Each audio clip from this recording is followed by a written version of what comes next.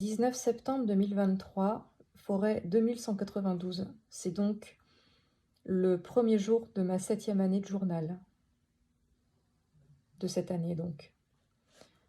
Je suis chez moi, assise dans mon lit, 2 oreillers bien calés dans mon dos, les jambes allongées. Glossoli est énervée, elle ne tient pas en place. Couchée à mes pieds, elle ne cesse de halter, se redresser, soupirer, se coucher, me regarder l'œil implorant. Mais de quoi au juste? 23h12, nuageux. C'est triste des gens qui se couchent. Ils donnent l'impression que tout ce qui les entoure peut bien attendre. Pas un dessin, pas une personne, ni un objet ne semble pouvoir les retenir. Il est plus pressé de se coucher, il est plus pressant de dormir. Vous remarquerez qu'il y a toujours ceux qui se couchent pour dormir et ceux qui se couchent pour... Ils ne savent pas trop pourquoi.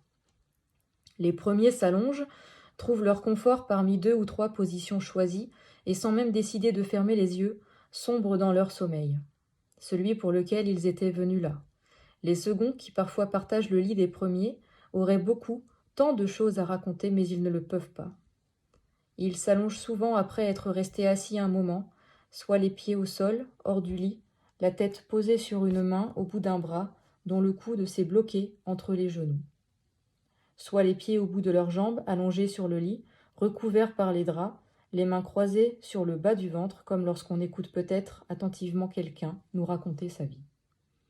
Et raconter, ils voudraient bien, mais ils ne s'en sentent pas capables. Ce qu'ils ont à dire et toutes leurs pensées les empêchent de dormir, même allongés, et c'est pourquoi ils restent assis, comme pour se donner l'impression qu'ils ne sont pas venus chercher leur sommeil.